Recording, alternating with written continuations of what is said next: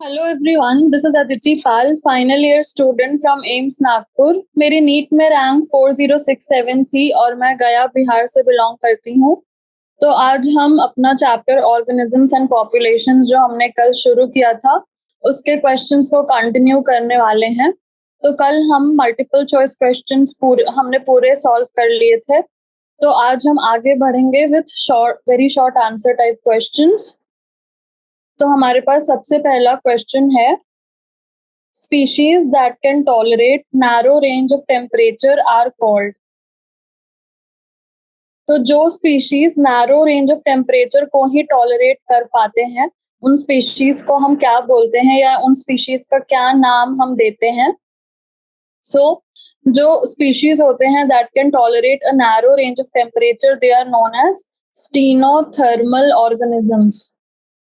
Stenothermal organisms जो होते हैं they can tolerate only a narrow range of temperature, यानी एक पर्टिकुलर रेंज होगा, एक फिक्स्ड रेंज होगा जितना टेम्परेचर वो टॉलरेट कर सकते हैं। उसके इधर उधर अगर आप बहुत ज्यादा टेम्परेचर को वैरी कराएंगे तो ये थर्मल एनिमल्स जो हैं ये सरवाइव नहीं कर पाएंगे।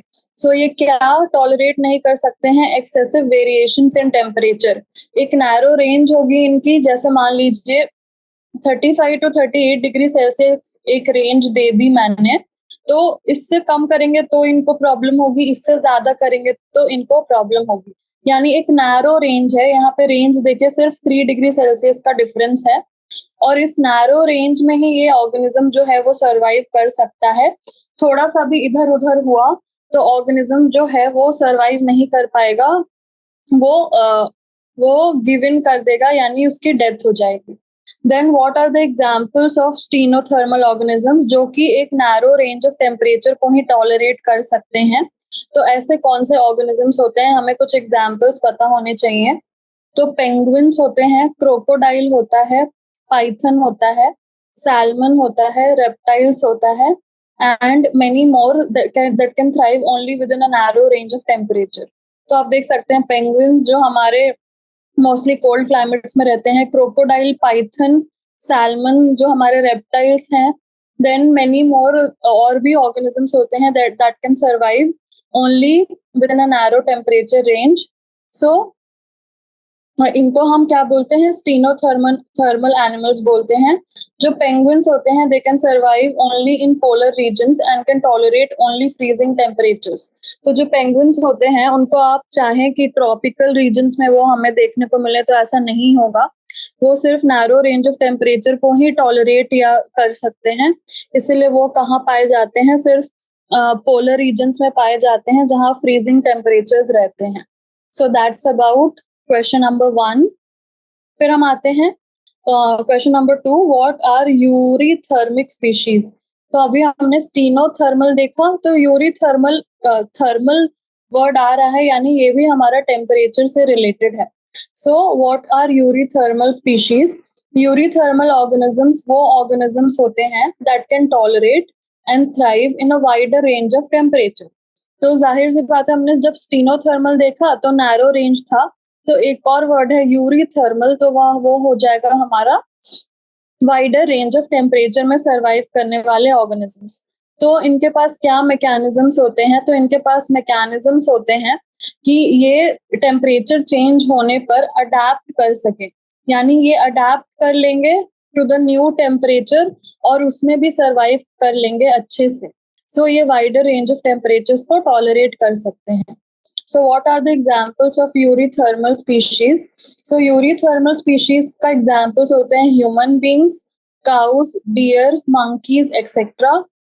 तो human beings जो हैं, cow है, deer है, monkey है, they can tolerate a wide range of temperature। अगर आप खुद का example लें तो क्या होता है कि जब हमारे पास ये हमारा नॉर्मल बॉडी टेम्परेचर है, अगर टेम्परेचर फॉल करता है तो क्या हो जाता है कि हमारे स्किन की जो कैपिलरीज हैं वो कंस्ट्रिक्ट कर जाती हैं, और क्या होता है उससे क्या होता है कि हम शिवर करने लगते हैं, और शिवर करने का जो मैकेनिज्म है वो हीट जनरेट करता है हमारे बॉडी में, जिससे हमारा बॉडी का टेम्परेचर फिर नॉर्मल आ जाता है।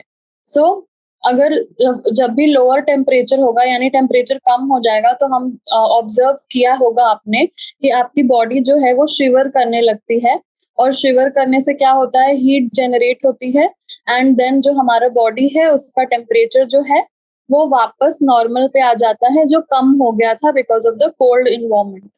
देन हायर टेम्परेचर पे क्या होता है कि human body will produce sweat. तो आप देख सकते हैं कि नॉर्मल टेम्परेचर है, यहाँ पे टेम्परेचर राइज हो रहा है। सो टेम्परेचर राइज हुआ तो कैपिलरीज क्या हुई, डायलेट हो गई। कैपिलरीज डायलेट हो गई तो हमारे बॉडी ने स्वेटिंग एंड इवापोरेशन को फेवर किया, जिससे क्या हुआ, कूलिंग हो गई, एंड जो बॉडी टेम्परेचर है वो वो बॉडी टेम्परेचर जो है वो नॉर्मल पे आ गया। सो दैट इज अबाउट हमारा कि कैसे हमारा जो ह्यूमन बॉडी है वो क्या करता है, वो वाइड रेंज ऑफ टेम्परेचर्स को टॉलरेट कर सकता है। क्यों? तो हमारे पास मैकेनिज्म्स हैं to tolerate both cold temperature and hot temperatures, और हम अपना एक कांस्टेंट बॉडी टेम्परेचर जो कि नॉर्मल बॉडी टेम्परेचर है वो मेंटेन कर सकते हैं। So that is about eurythermic species. तो हम यूरीथर्मिक स्पीशीज हैं क्योंकि हम अपना जो नॉर्मल बॉडी टेम्परेचर है वो कांस्टेंट पे रख सकते हैं और वाइड रेंज ऑफ टेम्परेचर्स को हम टॉलरेट कर सकते हैं। ठीक है, तो ये था यूरीथर्मिक स्पीशीज के बारे में। नेक्स्ट है हमारा question number 3। Species that can tolerate wide range of salinity are called. So जो species wide range of salinity को टॉलरेट कर सकते हैं उनको हम क्या बोलते हैं? तो सैलिनिटी टॉलरेंस, जैसे अभी हमने टेम्परेचर टॉलरेंस देखा था, तो वैसे सैलिनिटी टॉलरेंस जो है वो भी होता है। सो टेम्परेचर का था यूरी थर्मल, तो वैसे ही सैलिनिटी का ये क्या हो जाएगा हमारे पास, यूरी हेलाइन। सो यूरी हेलाइन ऑर्गेनिजम्स क्या होते हैं? सो जो स्पीशीज या फिर जो organisms wide range of salinity को टॉलरेट कर सकते हैं, यानी जो सॉल्ट की कंसंट्रेशन है वो काफी ज्यादा भी है, यानी वाइड रेंज है। So euryhaline organisms are those that can tolerate and thrive in a wide range of salinity. यानी सैलिनिटी की अगर वाइड रेंज भी है, बहुत ज्यादा सॉल्ट मिल रहा है हमें उस पानी में जहाँ पे ऑर्गेनिजम्स रह रहे हैं, और उसकी एक वाइड रेंज है, तो उसको भी वो सरवाइव कर सकते हैं अगर, तो उन्हें हम क्या बोलते हैं, यूरी हलाइन बोलते हैं। सो इनमें क्या होता है, these organisms have the special mechanism of osmoregulation by which they maintain the salt balance in their body so that they can tolerate a wide range of salinity. तो ये ऑर्गेनिजम्स क्या करते हैं, इनको वाइड रेंज ऑफ सैलिनिटी को तो tolerate करना ही है, तो सॉल्ट बैलेंस को रेगुलेट करना पड़ेगा इन द बॉडी।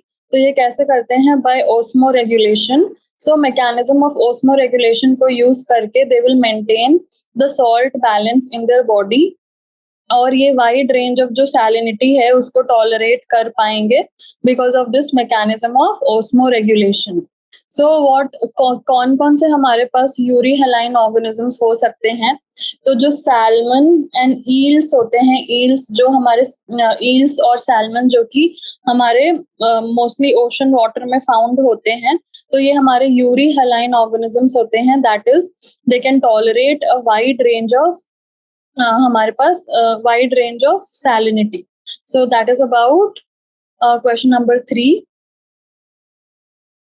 नेक्स्ट हम आते हैं क्वेश्चन नंबर 4 पे, डिफाइन स्टीनोहलाइन स्पीशीज। तो हमने क्या देखा, हमने यूरी थर्मल देखा, स्टीनो थर्मल देखा, then euryhaline and stenohaline. So what are stenohaline species? तो जैसे स्टीनोथर्मल होता है कि नैरो रेंज ऑफ टेम्परेचर को टॉलरेट कर सकता है, वैसे ही हमारे पास स्टीनोहलाइन होता है। So stenohaline species are those organisms that can survive within a narrow range of salinity. तो जैसे स्टीनोथर्मल था about narrow range of temperature, तो स्टीनोहलाइन हो जाएगा narrow range of salinity में जो रह सकता है वो। So they are incapable of tolerating the rapid changes in salt concentration. तो जो rapid changes होते हैं salt concentration में, उसको ये जो स्टीनोहेलाइन स्पीशीज हैं ये टॉलरेट नहीं कर पाएंगे, क्योंकि ये इनको तो नैरो रेंज ही चाहिए कि वो इसी रेंज में जो है सर्वाइव कर सकते हैं। ऐसा नहीं कि आपने सॉल्ट कंसंट्रेशन अचानक से घटा दिया और बढ़ा दिया और आप एक्सपेक्ट कर रहे हैं कि ये स्टीनोहेलाइन स्पीशीज जो हैं वो सर्वाइव कर सकें, तो ऐसा नहीं होगा। तो ये सर्वाइव नहीं कर सकते हैं in these kinds of environment, ठीक है। So what are the examples of stenohaline species? तो हम अगर stenohaline species की बात करें तो क्या कौन कौन से होते हैं? गोल्डफिश होता है, सी टर्टल होता है, haddock होता है, and many other marine organisms are examples of stenohaline species. So goldfish, sea turtle, haddock और भी मराइन ऑर्गेनिजम्स एग्जाम्पल्स हो सकते हैं फॉर स्टीनोहेलाइन स्पीशीज।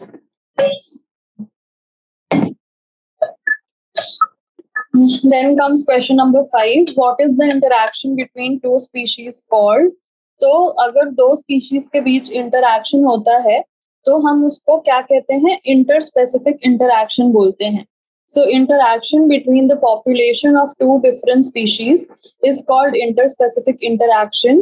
तो ये जो कोई भी इंटरैक्शन होता है किन्हीं दो लोगों के बीच, तो क्या क्या आउटकम्स हो सकते हैं? So it can be beneficial, it can be detrimental और इट कैन बी न्यूट्रल। अब आप ही सोचिए, दो लोगों के बीच कोई रिलेशन है, या तो उससे उन दोनों को कुछ बेनिफिट होगा, या तो उससे उन दोनों को कुछ नुकसान होगा, या तो उससे उन दोनों को कुछ भी फर्क नहीं पड़ेगा, यानी न्यूट्रल होगा। सो हम प्लस साइन से क्या डिनोट करेंगे कि बेनिफिशियल इंटरैक्शन है, माइनस साइन से हम डिनोट करेंगे कि डेट्रीमेंटल इंटरैक्शन है, देन जीरो से हम क्या बताएंगे कि न्यूट्रल इंटरैक्शन है। So what are the types of interspecific interactions, जो हमें कि इंटरस्पेसिफिक इंटरैक्शंस कितने टाइप्स के हो सकते हैं, कि दो स्पीशीज आपस में कितने तरह से इंटरैक्ट कर सकते हैं। तो पहला हो सकता है म्यूचुअलिज्म। अब आप नाम से ही समझिए कि म्यूचुअल यानी दोनों को फायदा हो रहा है, स्पीशीज ए है, स्पीशीज बी है, दोनों के लिए ये रिलेशनशिप जो है वो फायदेमंद है। So that is mutualism. Then parasitism and predation. तो पैरासाइट जो है वो किसी और ऑर्गेनिज्म पे रहता है और उससे फायदा लेता है। सो स्पीशीज ए तो बेनिफिट हो रही है, पर जिससे फायदा लिया जा रहा है उसके लिए तो ये रिलेशनशिप जो है वो डेट्रीमेंटल है। सो हमने कौन कौन सा देखा? म्यूचुअलिज्म देखा, देन हमने पैरासिटिज्म एंड प्रेडेशन देखा कि पैरासाइट है या फिर प्रेडेटर है तो एक स्पीशीज को फायदा हो रहा है, दूसरे को नहीं हो रहा है। देन अगर हम कंपटीशन की बात करें कि अगर दो लोगों में कंपटीशन होता है तो दोनों के लिए ही उसके इफेक्ट्स जो हैं वो डेट्रीमेंटल होते हैं, यानी कंपटीशन ना तो स्पीशीज ए के लिए अच्छा है, ना ही वो स्पीशीज बी के लिए अच्छा है, किसी के लिए भी कंपटीशन जो है वो अच्छा नहीं साबित हो रहा है। देन दो हमारे कंफ्यूजिंग टर्म्स आते हैं, कॉमेंसैलिज्म एंड एमेंसैलिज्म, ठीक है। सो कॉमेंसैलिज्म में क्या होता है कि एक स्पीशीज को तो हमारे पास फायदा होता है एंड दूसरा बिल्कुल न्यूट्रल रहता है, यानी एक को फायदा हो रहा है, दूसरा न्यूट्रल है। जबकि अमेंसैलिज्म में क्या होता है कि एक तो न्यूट्रल है और दूसरे के लिए ये जो रिलेशनशिप है that is detrimental. So mutualism हो गया, पैरासिटिज्म हो गया। म्यूचुअलिज्म में पॉजिटिव पॉजिटिव, पैरासिटिज्म में पॉजिटिव एंड नेगेटिव, कंपटीशन में दोनों ही नेगेटिव। देन कॉमेंसैलिज्म में एक को फायदा, दूसरे को कुछ नहीं, और अमेंसैलिज्म में एक को घाटा और दूसरे को कुछ नहीं मिल रहा है। So that these are the interactions between two species, कि कितने तरीके से हो सकता है और क्या क्या हो रहा है इन इंटरैक्शंस में, और इनका नाम हमें याद रहना चाहिए कि कौन कौन से तरह के इंटरैक्शंस होते हैं इन बिटवीन द स्पीशीज, और इन सब में दोनों स्पीशीज के साथ हो क्या रहा है, किसको फायदा हो रहा है, किसको नुकसान हो रहा है, और कौन सा न्यूट्रल है या फिर अनअफेक्टेड है। So that is about question number 5. Then question number 6 is, what is commensalism? So commensalism क्या होता है? So commensalism is the interaction in which one species benefits and the other is neither harmed nor benefited. तो हमने commensalism पहले के question में देख लिया कि commensalism आखिर किस तरह का रिलेशनशिप है। So commensalism is the interaction between two species, जिसमें एक स्पीशीज को तो बेनिफिट हो रहा है, पर जो दूसरा स्पीशीज है उसको ना तो बेनिफिट हो रहा है ना ही उसको कोई हार्म हो रहा है, यानी वो न्यूट्रल है, जीरो, कुछ भी नहीं हो रहा, ना बेनिफिट ना हार्म, जैसा था वैसा ही है, न्यूट्रल है। और अगर हम एग्जाम्पल देखें, for example cattle and egret, ठीक है, कैटल एंड एग्रेट का जो एसोसिएशन है, barnacles on the back of a whale, sea anemone and the clown fish. तो ये कुछ एग्जांपल्स है हमारे पास, sea anemone and the clown fish, barnacles on the back of a whale, cattle and egret, ठीक है। सो कॉमेंसल associations जो है वो 4 टाइप्स के हो सकते हैं, इक्विलिनिज्म, केमिकल कॉमेंसालिज्म, फोरेसी एंड मेटाबायोसिस। तो एक एक करके हमें देखना है कि इनका क्या मतलब है। सो इनक्विलिनिज्म, सो इसमें क्या होता है कि जो एक एंटाइटी है that will occupy the living habitat of another species, that is बरो और नेस्ट। तो क्या होगा इक्विलिनिज्म में, क्या होगा कि एक एंटाइटी है, मान लीजिए स्पीशीज ए है, वो क्या कर रही है, वो स्पीशीज बी के घर में जाके बस रह रही है, कुछ भी उसको नुकसान नहीं कर रही है, कुछ भी उसका हार्म नहीं कर रही है, बस रह रही है as a guest. So living habitat को अगर ऑक्यूपाई कर लिया तो उसको हम बोलेंगे इक्विलिनिज्म। देन केमिकल कॉमेंसालिज्म में क्या होगा, सो एक बैक्टीरिया है, तो इसको हम स्पीशीज ए मान लेते हैं, वो एक ऐसा केमिकल प्रोड्यूस कर रहा है that is nurturing another bacteria. So अब एक बैक्टीरिया है, वो एक ऐसा केमिकल प्रोड्यूस कर रहा है जो दूसरे बैक्टीरिया को नर्चर कर रहा है। Then foracy, when an organism needs to travel, it tentatively attaches itself to another entity. अब आप देखिए कि एक ऑर्गेनिज्म को एक जगह से दूसरे जगह ट्रैवल करना है, पर वो खुद नहीं कर सकता, पर दूसरा ऑर्गेनिज्म जो है वो कर ही रहा है ट्रैवल, और उसके उस पे अटैच होने से उसको कोई फर्क नहीं पड़ेगा। छोटा सा कोई ऑर्गेनिज्म होगा जिसका कोई सिग्निफिकेंस ना हो उसके अटैच होने से, तो वो उसके उसके ऊपर अटैच होके उस ट्रैवल कर लेगा। सो ये हम फोरेसी कहेंगे। Then what is metabiosis? So metabiosis में क्या होता है, occurs when one entity is reliant on the another for survival. So reliant होना मतलब उस पर डिपेंड करना, तो एक एंटाइटी दूसरे एंटाइटी पे रिलाई कर रही है अपने सर्वाइवल के लिए, तो उसको हम बोलेंगे मेटाबायोसिस। तो क्योंकि उस पर वो रिलाई कर रही है, तो उसको कुछ हार्म या फायदा तो नहीं हो रहा है इस रिलेशनशिप का, पर इसको तो फायदा हो रहा है क्योंकि ये तो इस पे रिलाई कर रही है, पर ये तो सरवाइव कर ही रहा है। अगर इसके वजह से इसको कुछ प्रोटेक्शन मिल जाता है तो कोई इसको ना तो कोई फायदा है ना ही कोई नुकसान है। So when one entity is reliant on another for survival, तो हम उसको बोलेंगे मेटाबायोसिस। सो ये हुआ हमारा inquilinism, chemical commensalism, phoresy and metabiosis. So that is about question number 6। अब हम आते हैं नेक्स्ट क्वेश्चन नंबर 7 पे। Name the association in which one species produces poisonous substance और a change in environmental conditions that is harmful to another species. ठीक है, तो अब हमें क्या करना है, एक एसोसिएशन बताना है जिसमें एक स्पीशीज जो है कुछ पॉइजनस सब्सटेंस या फिर चेंज इन द एनवायरमेंट को प्रोड्यूस करेगी जो दूसरे स्पीशीज के लिए हार्मफुल होगा। तो ऐसा कौन सा एसोसिएशन होता है? ऐसा एसोसिएशन हमने पिछले के क्वेश्चंस में पढ़ा कि एक स्पीशीज को कुछ भी अफेक्ट नहीं पड़ रहा है और दूसरा स्पीशीज जो है वो हार्म हो रहा है। So that type of association is called अमेंसालिज्म।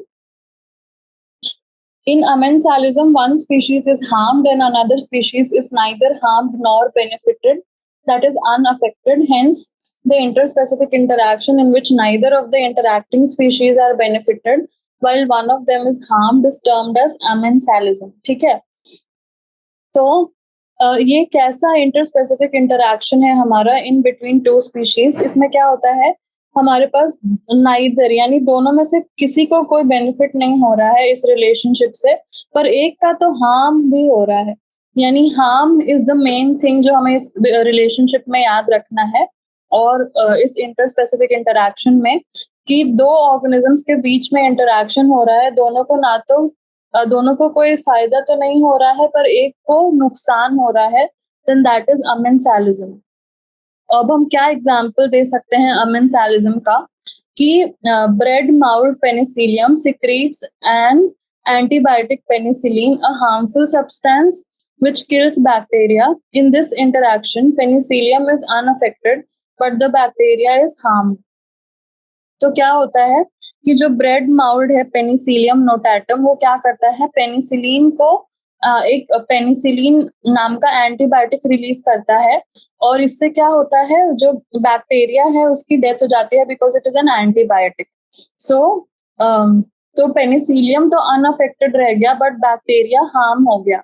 So Penicillium colony और बैक्टीरिया को अगर हमने साथ में रख दिया तो पेनिसिलियम नोटाटम जो है वो पेनिसिलिन प्रोड्यूस करेगा, that is a poisonous substance for the bacteria in the surrounding. तो बैक्टीरिया की जो है, बैक्टीरिया का क्या हो जाएगा, बैक्टीरिया की डेथ हो जाएगी, क्योंकि बैक्टीरिया तो हमारा पेनिसिलिन को टॉलरेट नहीं कर पाएगा. सो ये कौन सा रिलेशनशिप का एग्जाम्पल हो गया, ये अमेंसालिज्म का एग्जाम्पल हो गया कि हमारा एक तो अनअफेक्टेड है एंड दूसरे को हार्म हो रहा है. So that is amensalism and that is about question number 7. ठीक है, तो क्या हुआ, one species can harm the other by producing poisonous chemicals, जो कि हमने देख लिया, और चेंजिंग इट्स एनवायरमेंट. तो ठीक है, यहाँ पे तो हमने पॉइजनस केमिकल के बारे में देखा, हो सकता है वो इन्वायरमेंट में कुछ ऐसा चेंज ले आए, तो वो भी हो सकता है. So that is about question number 7. We then come to question number 8. What is mycorrhiza? तो हमने mycorrhiza पुराने चैप्टर्स में हमने कर रखा है. सो mycorrhiza क्या होता है? सो what is mycorrhiza? Mycorrhiza is a mutual association. ठीक है, तो ये म्यूचुअल एसोसिएशन है, यानी दोनों को कुछ ना कुछ फायदा हो रहा है. That is the word mutual का मीनिंग. देन किसके किसके बीच है, तो म्यूचुअल एसोसिएशन है, ये तो हमारा हो गया इंट्रोडक्शन की है क्या. किसके किसके बीच है, तो fungi and roots of higher plants. So roots of higher plants such as the pinus tree को आप ले लीजिए, और उनके रूट्स में क्या अटैच होता है, फंगाई, फंगस, तो उसे हम बोलते हैं mycorrhiza. So it is, since it is a mutual interaction, तो हम पहले देखेंगे role of fungi in mycorrhiza, then हम देखेंगे role of the roots of higher plants in mycorrhiza, यानी दोनों का कुछ ना कुछ रोल होगा, तभी तो ये सिम्बायोटिक या फिर हमारे पास म्यूचुअल एसोसिएशन बन के आएगा. So what is the role of fungi in mycorrhiza? So जो फंगाई होते हैं, दे लैक क्लोरोफिल, ये हमें पता है. They can not prepare, they can not synthesize their own food by photosynthesis. तो जो फंगाई होते हैं, where does it derive nutrition from? So जो फंगाई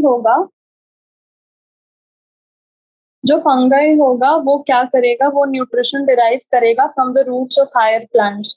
तो वो खुद से तो बना नहीं सकता अपना फूड, क्योंकि उसके पास क्लोरोफिल जो है वो नहीं है. सो वो कहाँ से डिराइव करेगा हमारा फूड, वो डिराइव करेगा roots of the higher plant such as the pinus tree. ठीक है, सो पाइनस ट्री से ये एसोसिएटेड है, तो वहां से ही अपना ये फूड को डिराइव करेगा. देन इन टर्न ये फंगस क्या करेगा उसके लिए, सो ये फंगस जो है that will help in absorbing maximum nutrients, water and minerals from the soil. तो इस फंगस ने क्या किया, इस फंगस ने जो रूट ऑफ पाइनस ट्री है उससे न्यूट्रिशन ये ले रहा है, और रिटर्न में ये पाइनस ट्री को क्या दे रहा है, so in return it is trying to absorb maximum nutrients, water and minerals from the soil for the pinus tree. ठीक है, तो एक तो इसने पाइनस ट्री से फूड ले लिया, पर दे भी रहा है ये कुछ maximum absorption of water and minerals में हेल्प कर रहा है. और additionally it increases the tolerance of plants to abiotic stresses such as drought and salinity. So जो सॉइल में एबायोटिक स्ट्रेसेस हो सकते हैं जैसे ड्रॉथ एंड सैलिनिटी, उससे भी जो ये पाइनस ट्री को बचा के रखता है ये fungus. Moreover, fungus also provides resistance against the microbial infections to the plants. इतना ही नहीं, सिर्फ ड्रॉथ एंड सैलिनिटी को टैकल करने में ही हेल्प नहीं करता, जो हमारे पास माइक्रोबियल इन्फेक्शंस हो सकते हैं टू द प्लांट, उसको भी ये कम करने में हेल्प करता है, जो फंगस है इन रूट्स से एसोसिएटेड. ठीक है, सो दैट इज अबाउट कि फंगाई का रोल क्या होता है. Then what is the role of roots? ठीक है, तो रूट्स का क्या रोल है, सो जो पाइनस ट्री है उनके पास क्या होता है, chlorophyll pigment which helps them to prepare food by photosynthesis, ठीक है।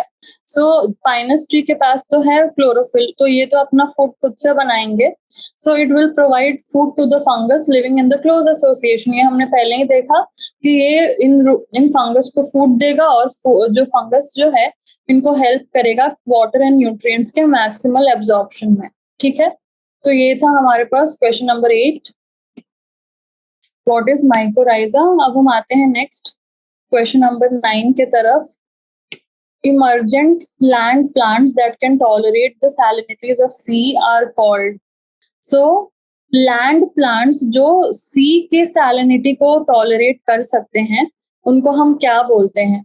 जो लैंड प्लांट्स होते हैं जो high range wide range of salinities को जो सैलाइन कंडीशंस में सर्वाइव कर सकते हैं उनको हम बोलते हैं halophytes. A halophyte is a plant that can tolerate high salt concentration and survive in saline conditions. ये high salt concentration को जो है वो टॉलरेट कर सकते हैं and they can survive in saline conditions of the sea or salty deserts and are called halophytes. तो ये saline conditions of the sea में survive कर सकते हैं। और एग्जाम्पल क्या है हमारे पास, मैनग्रोव। तो जो मैनग्रोव है it can survive a wide range of salinity और सी के सैलिनिटी तक को ये टॉलरेट कर सकता है, इसीलिए हम मैनग्रोव को क्या बोलते हैं, हैलोफाइट बोलते हैं। उसके बाद what are the adaptations of halophytes. जो हैलोफाइट्स हैं they have special types of roots called pneumatophores. तो जो हैलोफाइट्स होते हैं उनके पास स्पेशल टाइप्स ऑफ रूट्स होते हैं जिनको हम न्यूमैटोफोर्स कहते हैं, और ये रूट्स जो हैं they will emerge out of the water in the air to breathe। तो ये इमर्ज कर जाते हैं आउट ऑफ द वाटर, क्योंकि पानी में जो एक्सेस सॉल्ट है उसके वजह से वो ब्रीथ नहीं कर पाएंगे पानी में, तो ये इमर्ज कर जाते हैं आउट ऑफ द सॉइल और इनमें पोर्स होते हैं जिससे वो ब्रीथ करते हैं। इसके वजह से ही वो एक्सेसिव सैलिनिटी को टॉलरेट कर पा रहे हैं, क्योंकि उनके जो रूट्स हैं वो तो बाहर निकल रहे हैं और बाहर निकल के जो है हमारे पास बाहर निकल के वो रेस्पिरेशन में हेल्प कर रहे हैं। इससे क्या होगा, हमारे पास एक्सेसिव सैलिनिटी जो है वो टॉलरेट हो जाएगी, बिकॉज बाहर से हमारा जो रेस्पिरेशन है वो हो जाएगा। ठीक है, तो ये था हमारे पास क्वेश्चन नंबर 9। नेक्स्ट हम आते हैं क्वेश्चन नंबर 10 की तरफ। Why do high altitude areas have brighter sunlight and lower temperatures as compared to the plains? ठीक है, जो हाई एल्टीट्यूड एरियाज होते हैं वहां पे ब्राइटर सनलाइट होती है पर टेम्परेचर लोअर होता है अगर हम कंपेयर करें टू द प्लेन एरियाज। तो ऐसा क्यों होता है? What is the reason for brighter sunlight in high altitudes? जो distance between sun and high altitudes होता है that is less as compared to the plains। तो जो डिस्टेंस है हमारा सन और हाई एल्टीट्यूड्स के बीच, और हम कंपेयर करना चाहें distance between plains and the sun, तो वो जो है हमारे पास लेस है इन द हाई एल्टीट्यूड्स। जो dust particles and other atmospheric gases है are in very low concentration at higher altitude areas. और हायर एल्टीट्यूड में क्या है कि जो अगर आप माउंटेन्स की बात करें तो वहां हमें डस्ट या फिर एटमॉस्फेरिक गैसेस जो है वो बहुत ही लो कॉन्सेंट्रेशन में है, उतना ज्यादा पोल्यूशन नहीं है। इससे क्या है, इसके वजह से जो हायर एल्टीट्यूड है वहां पे ब्राइटर सनलाइट है as compare to the plains, क्योंकि हमारे पास डस्ट पार्टिकल्स उतने नहीं है तो सनलाइट जो है वो ब्राइट दिखती है। तो ये हुआ हमारा ब्राइटर सनलाइट का reason. Then what about lower temperature in high altitude. Low temperature क्यों होता है? They have lower atmospheric pressure as compare to the plains, and इस लो एटमॉस्फेरिक प्रेशर की वजह से ही हमारा लो टेम्परेचर भी होता है।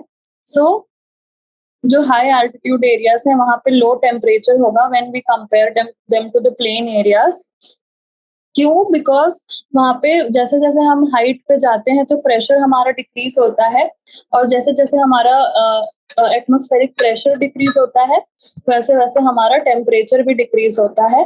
सो टेम्परेचर भी कम होगा एंड सनलाइट भी ब्राइट होगी in case of high altitude areas, अगर हम उन्हें कंपेयर करें टू द प्लेन एरियाज़ से। So that is about question number 10।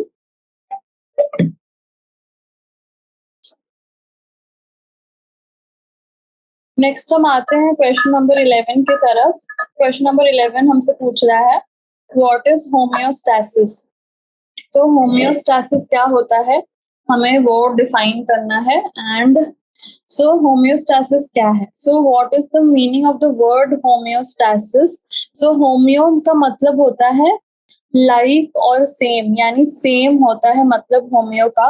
And stasis means state और कंडीशन, यानी हम दोनों को मिलाएं तो होम्योस्टैसिस मतलब सेम कंडीशन या फिर सेम स्टेट। ठीक है, सो होम्योस्टैसिस मीन्स सेम कंडीशन या फिर सेम स्टेट। सो होम्योस्टैसिस को हम डिफाइन कैसे करते हैं? एज द एबिलिटी और tendency of an organism to control and maintain a constant और सेम इंटरनल एनवायरनमेंट।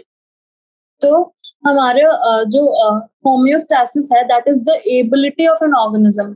एंड किस चीज की एबिलिटी है कि वो एक सेम या फिर स्टेबल या फिर कांस्टेंट इंटरनल एनवायरनमेंट को मेंटेन कर सकता है, तो उसको हम बोलते हैं homeostasis. And such organisms can control and regulate their internal environment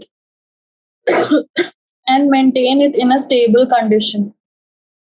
सो ये जो ऑर्गेनिजम्स होते हैं वो अपना internal environment control and regulate कर सकते हैं एंड ऑल्सो उसको एक स्टेबल कंडीशन में डिस्पाइट चेंजिंग कंडीशंस अपने इंटरनल एनवायरनमेंट को एक स्टेबल कंडीशन में रख सकते हैं, तो हम उसे बोलते हैं homeostasis. Examples of homeostatic organisms are humans. तो जो ह्यूमंस होते हैं वो होम्योस्टैटिक ऑर्गेनिजम्स होते हैं।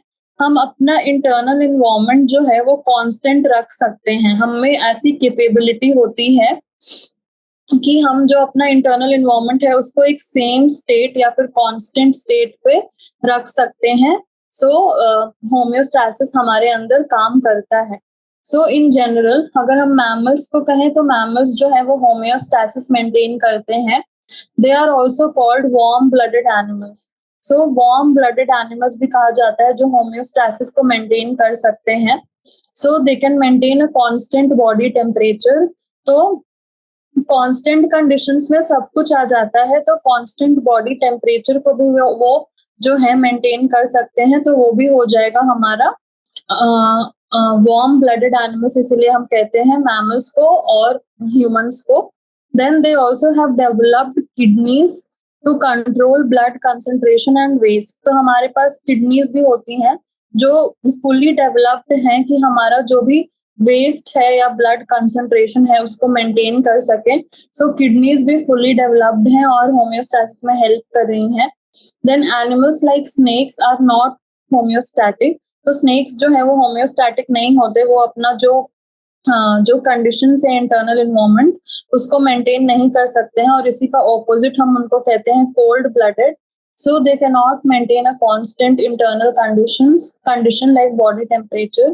तो स्नेक्स अपना इंटरनल कंडीशंस को कॉन्स्टेंटली मेंटेन नहीं कर सकते, जैसे हमारा बॉडी टेम्परेचर को भी वो मेंटेन नहीं कर सकते। सो that is about homeostasis and that is about question number 11।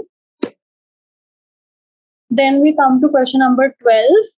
Define estivation. So estivation क्या है हमें define करना है। So what is estivation? So estivation क्या है? It is the organism's response to unfavorable conditions by suspending their activities and go into a period of deep sleep. तो क्या होता है, कुछ ऑर्गेनिजम्स होते हैं वो अनफेवरेबल कंडीशंस को रिस्पॉन्ड करने के लिए एक अपनी एक्टिविटीज को पूरी तरह से सस्पेंड कर देते हैं and they go into a period of deep sleep, और वो सो जाते हैं, जो डीप स्लीप में चले जाते हैं। और इसको हम और अगर ये समर्स में होता है तो इसको हम एस्टिवेशन कहते हैं, और अगर ये विंटर्स में होता तो हम इसको हाइबरनेशन कहते हैं।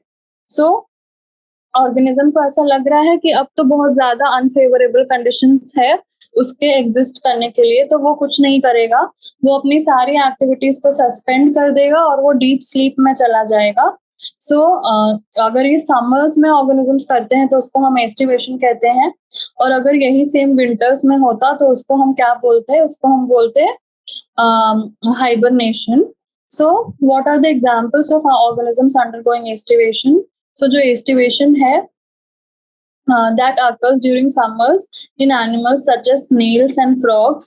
तो जो snails होते हैं, frogs होते हैं, वो summers में क्या करते हैं? एस्टिवेशन करते हैं, यानी डीप स्लीप में चले जाते हैं जो snails and frogs हैं, ताकि उनको समर के अनफेवरेबल कंडीशंस को बियर ना करना पड़े, इसलिए वो चुपचाप से डीप स्लीप में चले जाते हैं।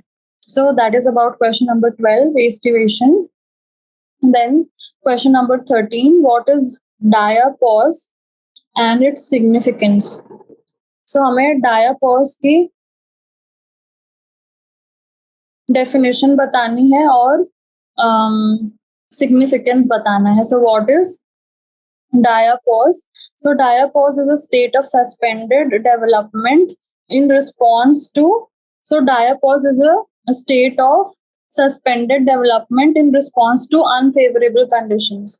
तो सेम ही तरह का हुआ, पर जो हमारे पास एस्टिवेशन है वहां पे suspension of activities and going into a state of deep sleep था, पर यहाँ पे क्या होगा? It is a stage of suspended development in response to unfavorable conditions, and it is seen in animal species such as insects and zooplanktons। तो suspended development हो रहा है और पर डीप स्लीप में नहीं जा रहा है एनिमल, सो इसको हम बोलते हैं डायापॉज। एंड यहाँ पे भी अनफेवरेबल कंडीशंस है, तो जो ऑर्गेनिज्म है उसने अनफेवरेबल कंडीशंस आने पे अपनी जो भी डेवलपमेंट है उसको सस्पेंड करके रख लिया, तो उसको हम बोलते हैं डायापॉज। सो डायापॉज से क्या होता है? It holds the development of an animal at a particular developmental stage unless the unfavourable conditions pass over. तो सस्पेंशन ऑफ डेवलपमेंट हुआ, एक पर्टिकुलर स्टेज पे उसने अपनी डेवलपमेंट को रोका होगा, तो उसका डेवलपमेंट वहां पे रुक जाता है। कब तक? जब तक वो अनफेवरेबल कंडीशंस डिसअपियर नहीं होते, तब तक वो उसका जो डेवलपमेंटल स्टेज है वहीं पे रुक के रहता है। And this stage is marked by reduced metabolic activities in the organism.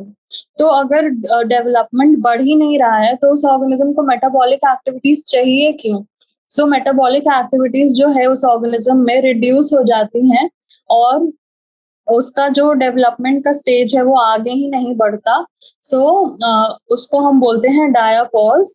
And what is the significance of diapause? इसका क्या सिग्निफिकेंस है? आखिर अपने स्टेज ऑफ डेवलपमेंट को एक पर्टिकुलर स्टेज पे रोक देना जब तक अनफेवरेबल कंडीशंस डिसअपियर ना हो, तो इससे क्या होगा? डायापॉज जो है, it is important to overcome unfavourable conditions such as unavailability of food, extreme temperature, drought, water stress।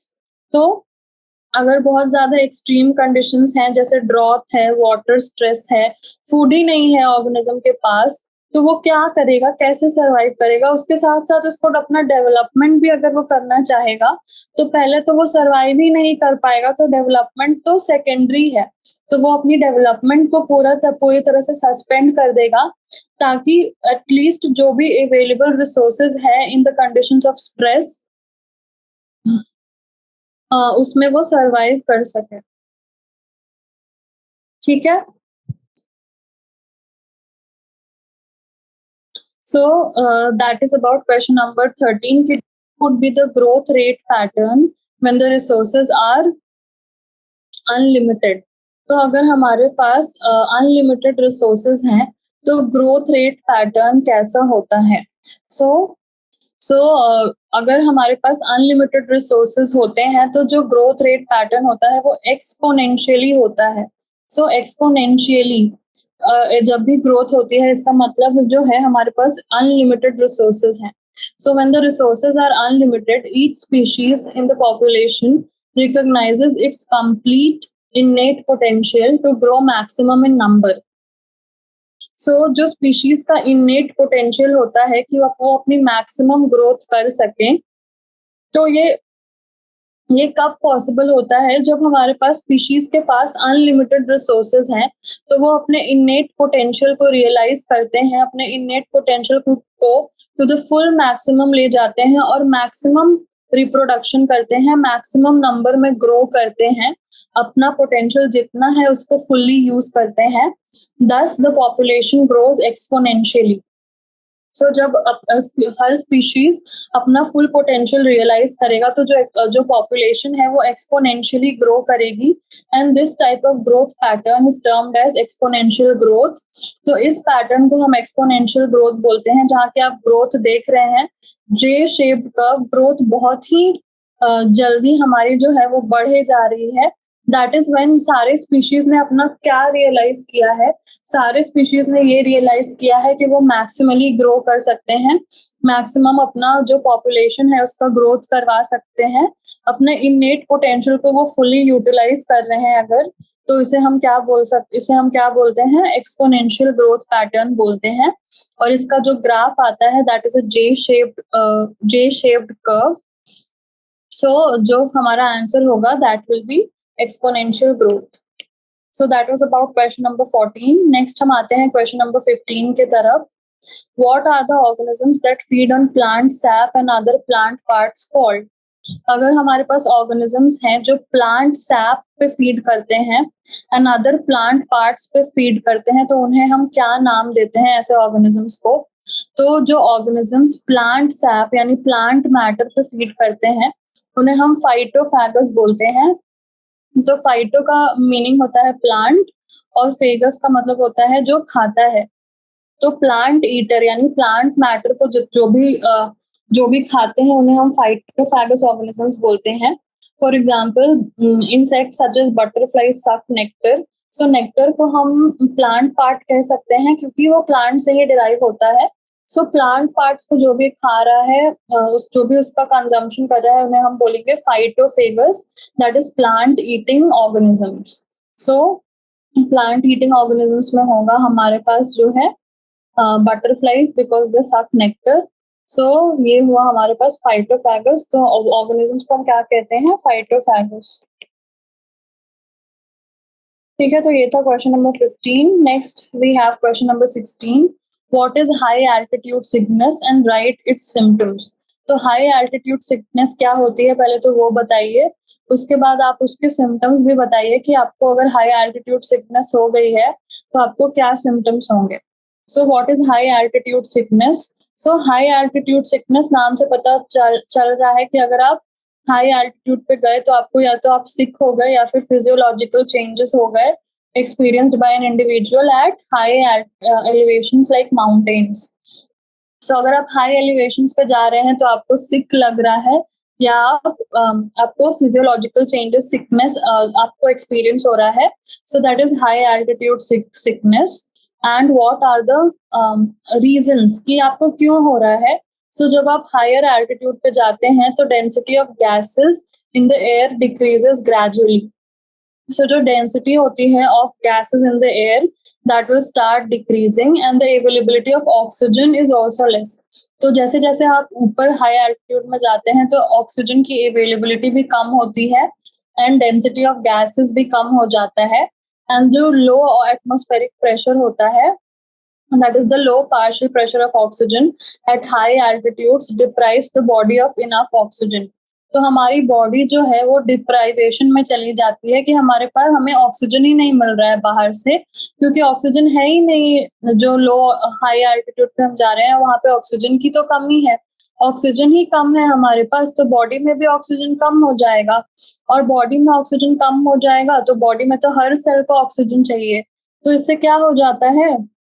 तो ये ऑक्सीजन की कमी होने की वजह से हमारा सारी सेल्स जो हैं वो हाइपोक्सिया में जाने लगती हैं। सो हायर एलिवेशंस में जाने से पीपल को ऐसा एल्टीट्यूड सिकनेस जैसा फील होता है। So as we move to the higher altitudes the density of gases in the air decreases gradually, और लो डेंसिटी ऑफ एयर होगी एंड ऑक्सीजन कंसंट्रेशन भी हमारा कम होगा हाई एल्टीट्यूड्स पे। सो अब हमने पता तो कर लिया कि हाई एल्टीट्यूड सिकनेस होता क्या है और क्यों हो रहा है। अब हमें बताना है कि इसके सिम्टम्स क्या क्या हैं। So what are the symptoms of high altitude sickness? तो नॉजिया हो सकता है, वोमिटिंग हो सकता है, प्रॉब्लम इन ब्रीदिंग हो सकती है, डिजीनेस हो सकता है, हेडेक, हार्ट पैल्पिटेशंस, फटीग। सो नॉजिया, वोमिटिंग, आपको उल्टी जैसा लग सकता है, आप क्योंकि ऑक्सीजन कम है तो ब्रीदिंग प्रॉब्लम्स हो सकती है, ब्रीदिंग प्रॉब्लम्स की वजह से आपको चक्कर आ सकते हैं, सर दर्द हो सकता है, हार्ट पाल्पिटेशंस हो सकते हैं, धड़-धड़ हो सकती है दिल की धड़कन की, और आपको थकान महसूस हो सकती है। और ये जो सिम्पटम्स हैं वो टाइम के साथ कम हो जाते हैं क्योंकि हम एक्लिमेटाइज हो जाते हैं to the high altitude, to the low oxygen concentration and less air density. So that is about question number 16। Next हम आते हैं क्वेश्चन नंबर 17 की तरफ। Give a suitable example for commensalism. तो हमें कॉमन सैलिज्म का सूटेबल एग्जाम्पल देने बोल रहा है। तो पहले तो हमें पता है कि कॉमन सैलिज्म है क्या। सो it is a type of inter specific interaction जिसमें एक ऑर्गेनिज्म तो अनअफेक्टेड है एंड दूसरे को क्या हो रहा है, कुछ तो फायदा हो रहा है। So one species is benefited and the other is neutral और अनअफेक्टेड। ठीक है। So what are the examples of commensalism? So, interaction between egrets and grazing cattle is an example of commensalism. ठीक है। तो अब egrets और cattle के बीच जो association है वो commensalism कैसे है, हमें वो explain करना पड़ेगा। So, जो cattle egrets होती हैं, they are birds that live near the cattle. So, and these birds catch the insects found near the cattle, which are otherwise hard to catch. ठीक है। So, ये जो cattle egret है वो क्या करती है, वो इंसेक्ट्स को कैच करती है नियर द कैटल। सो इसमें एग्रेट्स का बेनिफिट हो रहा है। ठीक है। तो हमारे पास जो कैटल है जब भी वो ग्रेस कर रहे रहते हैं, जब भी वो घास खा रहे रहते हैं, तो उनके चलने की वजह से जो इंसेक्ट्स हैं वो एक्सपोज हो जाते हैं, और ये इंसेक्ट जो एक्सपोज होते हैं उसको कैटल एग्रेट्स तुरंत जाके खा लेती है। सो इसमें जो कैटल है उसको तो कोई फायदा नहीं हो रहा है, वो तो अपना घास चर रहा है, अपना घास खा रहा है, पर उस घास चरने की वजह से जो कैटल एग्रेट है उसको अपना इंसेक्ट्स के फॉर्म में खाना मिल जा रहा है। सो उसके लिए ये जो एसोसिएशन है that is beneficial. So that is the example of commensalism कि एक को फायदा हो रहा है और एक को कुछ फर्क नहीं पड़ रहा। So that is what we call commensalism. Then question number 18 है define ectoparasite and endoparasite and give suitable examples. तो हमें एक्टोपैरासाइट और एंडोपैरासाइट को डिफाइन करना है और सूटेबल एग्जांपल देना है। तो सबसे पहले पैरासाइट क्या होता है? सो पैरासाइट एक ऐसा ऑर्गेनिज्म है that lives and derives nutrition from another specific organism harming the host। ठीक है। सो पैरासाइट एक ऐसा ऑर्गेनिज्म है जो किसी और ऑर्गेनिज्म पे रह के हमारे पास होस्ट को हार्म करता है और उससे न्यूट्रिशन जो है वो लेता है। सो टू टाइप्स का हो सकता है, एक्टोपैरासाइट एंड एंडोपैरासाइट। नाम से ही पता चल रहा है, एक्टोपैरासाइट का मतलब होगा कि बॉडी के बाहर ही रह रहा है। ठीक है। एक्टो का मतलब बाहर एंड एंडो का मतलब अंदर। ठीक है। सो एक्टोपैरासाइट जो है, so the word ecto means outer, so ectoparasite जो है they will live on the external surface of the host organism and examples क्या होगा हमारा, ticks on dogs, lice in human hair, cuscuta growing on green plants। ठीक है। तो हमारे पास जो ectoparasite है it will live on the external surface of the host organism और क्या करेगा, एक्सटर्नल सरफेस पे रह के ये न्यूट्रिशन को डिराइव करेगा from the host organism and that will be called as ectoparasite. ठीक है। सो एक्टोपैरासाइट जैसे टिक्स एंड लाइस जो हमारे पास ह्यूमंस में रहता है एंड कस्क्यूटा जो है ग्रीन प्लांट्स में रहता है, वो उससे न्यूट्रिशन डिराइव करता है। So that is also an ectoparasite. ठीक है। Then what is endoparasite? So हमारे पास जो एंडोपैरासाइट है वो बॉडी के अंदर रहेगा। अभी तक तो एक्टोपैरासाइट जो हमारा होस्ट था उसके बॉडी के बाहर था, अब ये जो एंडोपैरासाइट है वो बॉडी के अंदर रहेगा and endo means inner and the parasite that lives inside the body of the host such as in the kidney, liver, lungs, red blood cells are termed as endoparasites. They have specialized body parts such as hooks and suckers that help them to attach to the host body and derive nutrition. तो अब जो endoparasite होता है वो जाहिर सी बात है body के अंदर रह रहा है। अब बॉडी के अंदर वो कहाँ कहाँ रह सकता है, किडनी में रह सकता है, लिवर में रह सकता है, लंग्स में रह सकता है, रेड ब्लड सेल्स में रह सकता है, और उनके पास ना स्पेशलाइज्ड बॉडी पार्ट्स होते हैं, जैसे हुक्स होता है, सक्कर होता है, और उससे वो क्या कर सकते हैं, वो बॉडी ऑर्गन में ऐसे अडहेयर कर सकते हैं और उससे न्यूट्रिशन को डिराइव कर सकते हैं। तो एग्जाम्पल्स क्या क्या होते हैं, Plasmodium that is the malarial parasite, liver flukes that parasite the liver in human beings. तो मलेरियल पैरासाइट एक तो होता है जो रेड ब्लड सेल्स को अटैक करता है, एंड जो लिवर फ्लूक्स नाम से पता चल रहा है कि लिवर को टारगेट करता है, एंड वहां पे जाके हमारे पास ब्लड को सक करता है लिवर फ्लू।